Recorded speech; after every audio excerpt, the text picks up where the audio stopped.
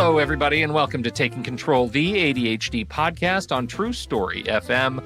I'm Pete Wright, and I'm here with Nikki Kinzer. Hello, everyone. Hello, Pete Wright. Oh, Nikki Kinzer, how are you this fine, fair day? I'm doing pretty well. How about you? No, I'm doing... I'm doing great. You're doing great. I'm doing great. Yes, we saw my daughter off to college. It was an emotional weekend. I'll just leave it at that. It was hard. You have that coming up. I wish you all the best. Thank you. Thank you. Have a stiff drink ready. I know, right? Mm-hmm. Yeah, for sure. And today, as a result of my own little emotional storm this weekend, we're going to be talking about turning that negative self-talk upside down. Well, turning it around. But every time I hear turn, you want I to think turn it frown, upside down. and I need to turn it upside down. So that's what we're doing. I like that. Yeah, we're turning our frowns upside down, talking about negative self-talk. And as we have been kind of preparing this, I'm seeing like the chat trickle in about, oh, goodness, yes, this is something I need to hear today. And I agree. I think this is a perennial favorite, this topic for those of us trucking in ADHD. So I'm pretty excited about that. Before we do that, head over to TakeControlADHD.com. You can get to know us a little bit better, listen to the show right there on the website, or subscribe to the mailing list, and we'll send you an email each time a new episode is released. Connect with us on Twitter or Facebook at TakeControlADHD. And if this show has ever touched you, head over to Patreon. Patreon is listener-supported podcasting, and that's where we have our membership program. That's where it lives, at patreon.com/theADHD podcast. And if you go there, you can sign up, and for a few bucks a month, you get access to perks. You get access to the double, triple secret Discord channels that we have in our Discord server for communicating with our communicating with our community with ADHD. They're good people. And also, you can watch the live streams, chat right along with the shows there. And we have new Patreon goals coming very soon. The new Patreon goal is the New Pete podcast. And that's a good name too. The new Pete podcast. We're just coming to every week we come up with something new. The problem is that when it comes time to actually launch the show, I'm going to have to listen to all of these intros to catch each of the names, because I don't know what we're going to call it at this point. I don't know. Right now it's the new Pete. It's the new Pete podcast. All right. And so that's coming very soon. We're very excited about it. We had set a goal in order to be able to, frankly, afford to do a second podcast. We need to hit a certain limit. And so any help you can give us by joining now, if you've ever thought about it, now's really the time. If you want to help push us over the proverbial hump and help us start this whole new property. It's going to be very exciting. Members only. This podcast does not go to the public. You won't be able to find it in iTunes. You won't be able to find it in Apple Podcasts or Spotify. It is just for you, the people who support the show. So that's the whole idea. Very excited about that. So that's it. Patreon.com/theADHD podcast.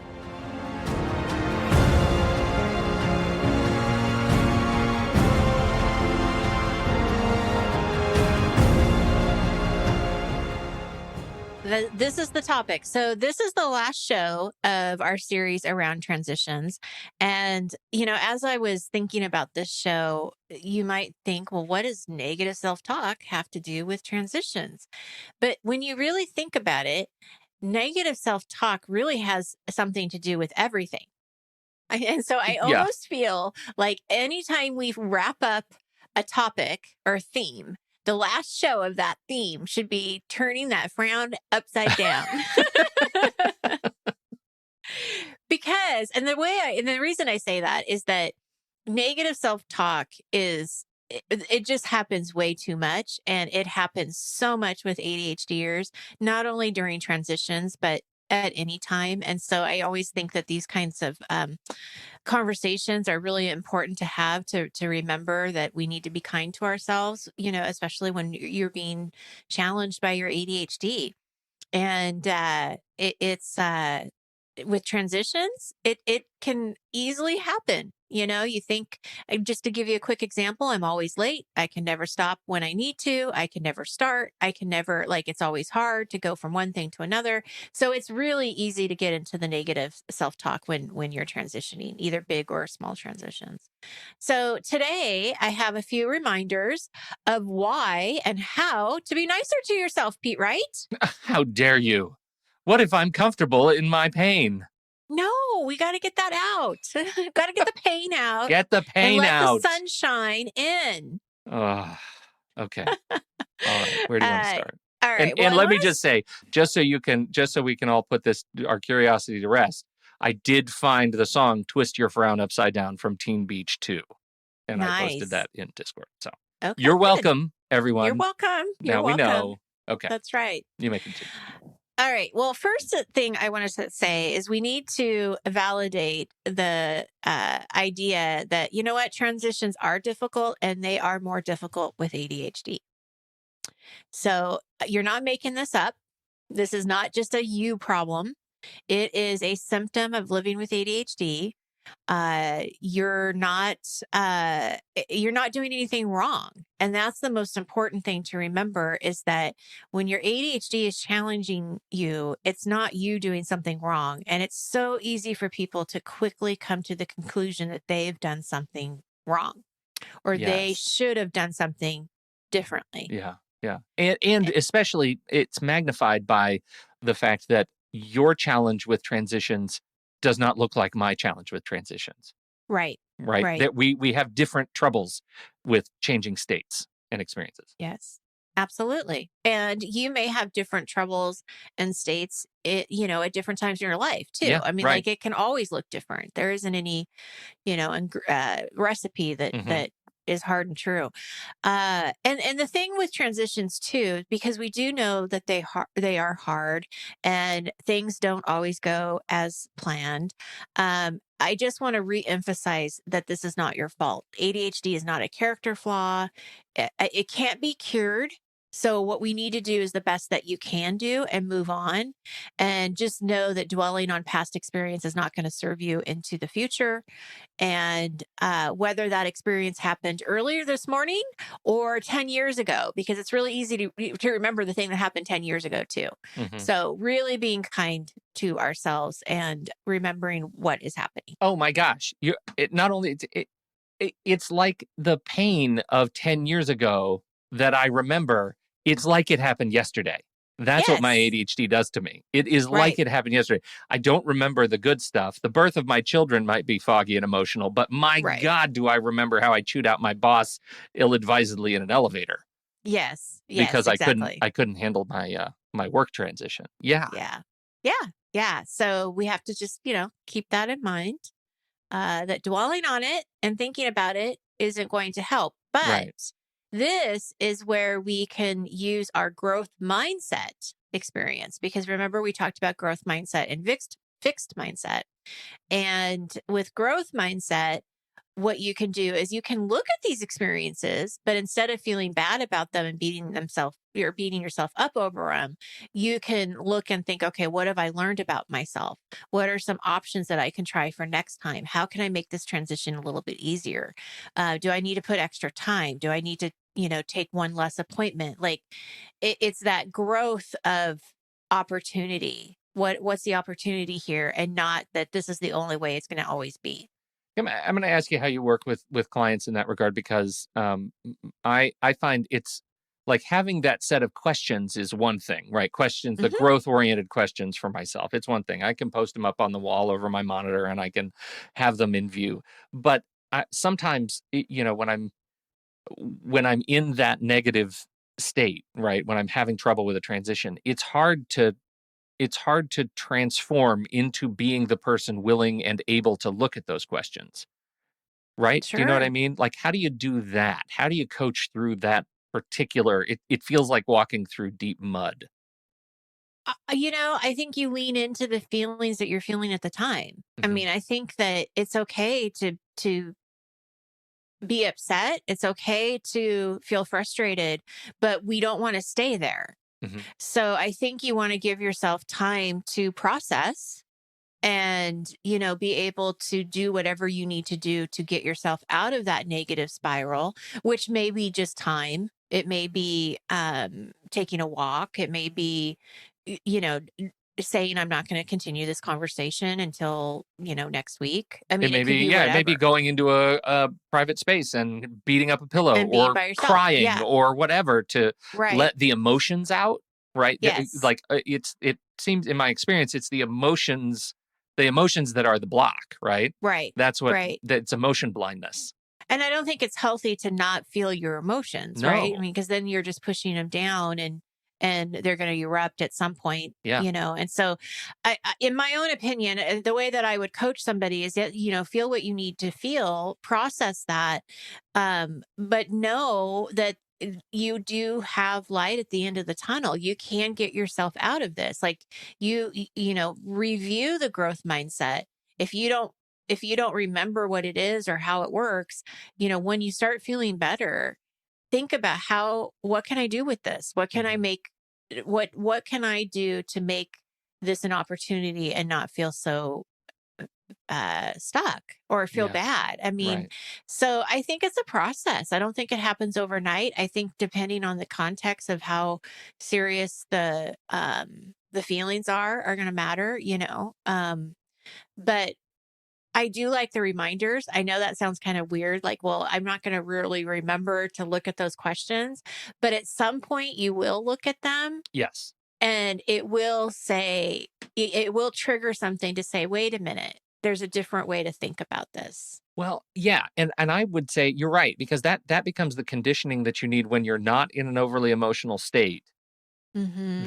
that reminds you how to respond when you are in an emotional state. But the other thing you need to do when you're not in an emotional state is find the way to sort of role model your way through um, giving yourself permission to feel emotions completely. Like you Yeah. say, to lean in to how you're feeling. And sometimes Mm-hmm. it's scary when you Mm-hmm. are confronted by like this overwhelming need to cry or scream or punch a wall or something. And sometimes you just need to do those things. I mean, maybe don't Yeah. punch a wall, like Yeah. protect your hands, Yeah. but to go through that experience and actually feel the emotions that you're feeling because we are genuinely like not conditioned to do that. That's not taught Right. in schools and it is hard to do. And so Mm-hmm. both of those things are best practiced when you're not Mm-hmm. compromised so that when you Mm-hmm. are compromised it becomes instinct like Mm-hmm. any other skill. Absolutely. Well, and my next point is that we want to acknowledge when things are going well. So if you have practiced some of these strategies that we've talked about with transitions, and in fact, one of the shows I even ask, do this, like really try to pick a strategy and try it this week. When you see success, acknowledge it, celebrate it, even if it's just to yourself, because we are so, prone to only focus on what's wrong, and we want to recognize what's going well. And we've talked about success journals before, and I'm a big believer in that. Collect what you're doing right so that you can go back and look at that and say, you know what, I'm a pretty cool person. I can Hmm. do these things. I work hard. I persevere. Like I got this, and be your own cheerleader and treat yourself the same way you would treat somebody else. And that's the thing that really, I think hits home for a lot of people when I work with them is, the way you're talking to yourself. Is that how you would talk to your child? Hmm. Is that how you would talk to your mother, your best friend, your partner? No, Yeah. they would never Right. think of doing that. And so, you have to also remember that you should treat yourself the exact same way you would treat anyone else that you love, and appreciate yourself for Well, that and I think too. that is another skill that we do not develop naturally. Mhm. Right, learning how to celebrate the good things, mostly because when good things happen to us, many of us are conditioned to feel somehow shame that Yeah, our success right. is or braggadocio, right? Like we're Mhm. somehow crowing and it's unearned crowing and it looks bad. Mhm. And so finding that balance of authentically being able to celebrate when good things happen and when you Mhm. accomplish good things and then to know when to, shut up, show up, and do the work, right? Like Right. that's a really fine line, and it takes practice, when you're not compromised. That's right. So, Absolutely. Well, and we have talked about limiting beliefs, which, are definitely hand in hand with negative self talk. And one of the things that we have said in the show is, we want to acknowledge that the limiting belief is there. We also want to acknowledge that the negative self talk is there. And I ask you to really challenge yourself when you start to notice that you're saying, I should have done this, or I could have done this, or I can't believe I didn't think about that. I do that all it, the time. yeah. And I'm telling you, those are the little red flags that we have to just ignore and really challenge and say, because it really doesn't matter what you could have done, should have done, or did do. Because the only thing you really have control over right now is the present. And what do you do next? Mm-hmm. What can I do now? And I know it's so easy for us to beat ourselves up over what should have happened or could have happened. But it's so not serving you. It's so not serving you. And so just really think about, how do you challenge that and move on? Mm-hmm. The whole idea of figuring out how to challenge that gets into my uh, that sinking spiral of shame pretty Hmm. easily, because I immediately go into that space of whatever good stuff has happened, I probably don't deserve it. So it's accidental, it's incidental, because I have such a history of not succeeding in those areas, right? I have such a history of struggling where it seems like other people are doing well. And Hmm. so any success must be incidental to my actual participation in it. Do you know what I mean? Like, and I say that sort Yeah. of royally, but Challenge, that's a challenge, challenge. lesson. That's a Yeah. lesson that I think is incredibly hard to learn, because it's so easy for us to fall into from a very young age. Well, because you think about it, it's like you don't want to brag. You don't want to like look like you think you're better than somebody else when you've accomplished something. Or, But I also, mean, I there's might be all of these genuinely surprised that this surprise. Yeah. happened. But I mean, but that's what I'm saying is that you get these stories so young at age. Yeah. Like it's, you're almost taught, like, don't be proud of yourself. Like that doesn't look good. You need to Mhm. be humble, and I'm not saying that you should be a beeple. uh, but if somebody was to say that to me, if we were coaching and you're saying that to me, I'm going to be, as a coach, right on challenging that. You do deserve it. You're a human being. You deserve to be happy. You Mhm. deserve, when you work hard to get those things that you've got. And you know what? Sometimes it is luck, and that's okay. I was listening to this podcast with some actors. It's really funny podcast with Jason Bateman and Oh, um the unsmart, what? yeah, Smart, yeah, it's really smartless, funny. smartless. Smartless or something. Yeah. And they were talking about like being an actor, if it's like luck or if it's, really talent. And, they all had their own opinions, how it's kind of both, Hmm. like it is the talent, but then sometimes you're just in the right place at the right time and Yeah. you have the right contact or whatever. So, you don't want to build your career or your life on one or the other. Um, but But appreciation and some people gratitude, have. yeah, yeah.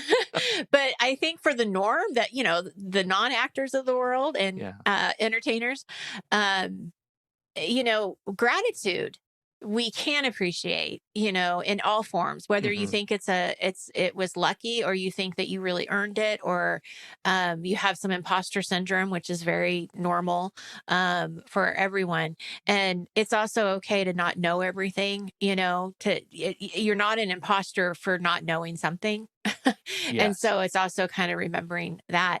But I've got to end this podcast with my favorite singer, Jason Jason Mraz. Mraz. Yeah. Look for the good. If No, you but don't wait, know wait, that wait. song, you You have to need go to look for you it. need to sing it.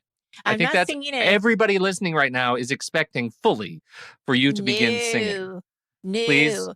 No. I am going to Cue. say Pete Wright to put in the show notes the video of Jason Mraz singing Look for the Good and that's to me, I mean, granted, I love his music because it's so uplifting, but it's always such a good reminder that even in like the worst of times, there is good and there's gratitude and there's joy and there's laughter. And, we want to focus on what makes us smile. And I had and reach out to the people when you need to reach out to them, because I had a really not great day yesterday, and I reached out to one of my best friends, and her response to me was so beautiful, and it was so uplifting and so encouraging. And all I could say in my response was, I love you and thank you. Mhm. And so you've got to reach out to those people that are going to help uplift you too. um so, Truly. I am a naturally optimistic person. So I know it probably comes kind of, it sounds like it comes easy to me, but it's not. I mean, I have anxiety. I have worries and things that I have to really work hard on, battling. Um, but man, I still think it's so much better to look for the good than to just always see the bad and have no hope. I mean, Yeah. you know. Yeah. So Well, anyway, I, there we I hope go. this little meditation on negative self-talk is useful for somebody out there. I listen, just posted in the chat room. I have a lifetime subscription to imposter syndrome. Yes, yes, Yes. and they never send me gifts. Anyhow, I know. I get no benefit I from get it. no benefits from that subscription. No live streams. Yes, no live streams, no special podcast. No, Nothing. no. I just have to pay extra money. I feel crappy about it. Oh, anyway. Well, thank you, everybody, for hanging out and listening to the show. We sure appreciate your time and your attention. Don't forget, if you have something to contribute, head over to the Show Talk channel. There's a thread for this week's live stream. We'd love to hear your thoughts on it, how you handle it, how you lift yourself up and avoid shooting all over yourself. That's where you can join us. And you can do that by becoming a supporting member at the deluxe level. On behalf of Nikki Kinzer, I'm Pete Wright. We'll see you right back here next week on Taking Control, the ADHD podcast.